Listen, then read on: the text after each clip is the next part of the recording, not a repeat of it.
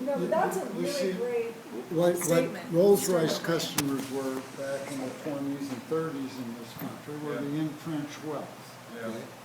And then came, the wars, and then after World War II, all your big corporations, you could be a CEO, but you wouldn't be able to dare drive a Rolls-Royce or one of the expensive Ferraris or anything else. And that was the part.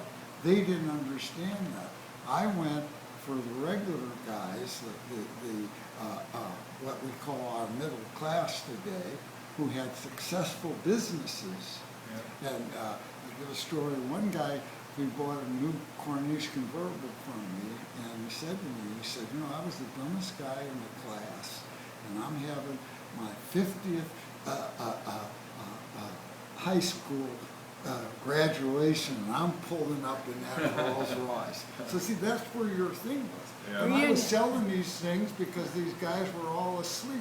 Yeah. And then they found me as competition, and they got mad, and eventually the most stupid thing I ever did is try to beat, somebody with heavy pockets. Yeah. And it cost me a lot of money. Right. And but the funny thing about the story, they were out of business less than 2 years after I left. Yeah. Nice. But that's, it was always a love of mine. Yeah.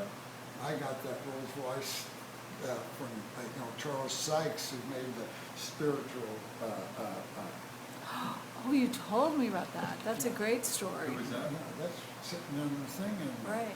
Oh, you the have it Spirit outside. of Ecstasy. He only made 4 of them, and I found one in London years ago, well Yeah. before I had the franchise. Yeah. Because I coveted that. I was, look at it. It's really Yeah. You have it nice. here Yeah. in the garage. No. No, Oh, you'll see it. this is the- Yeah. It's the one that they used, and then I made the smaller one. But this is the one.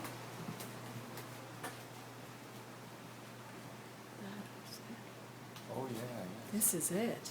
That's the Look at that. bronze. That's the one that they based all of the Right. everything on. What they did, this woman, they put in, Charles Sykes was a great artist Yeah. and sculptor. They put a big fan scene, Yeah. and that's where all this came out. Oh. All right? You see the inside of it? The wind blowing. Yeah, I got it. yeah. Yeah. You guys back already? Yeah. Oh, good. Ooh. Oh, you went to get pizza. We're looking at the statue, Charlie. Look at the statue. That's This on was the front of on. the Rolls-Royce. This was on that table in the foyer. No. This was at West Brentmore, What's that? Yeah, and the round Oh, table in the okay. foyer. yeah. That was Chippendale, Chinese Chippendale, and I sold it some years ago. Dad, I wrote about the funniest story. I wrote the funniest story for my novel Gotta be careful, guys. about how I Where are you used to going sneak. exactly, I used to Charlie? lose my keys when we were on Brentmore Park, and then I would slide under that electric eye.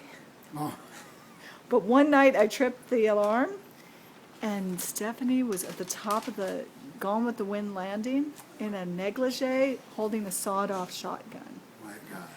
I was more terrified of her emaciated body. Tell Terry that. No, you're missing this part.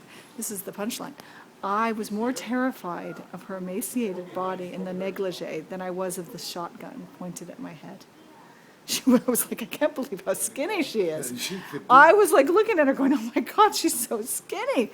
And then anyway, she had that. And the other story, do you remember this?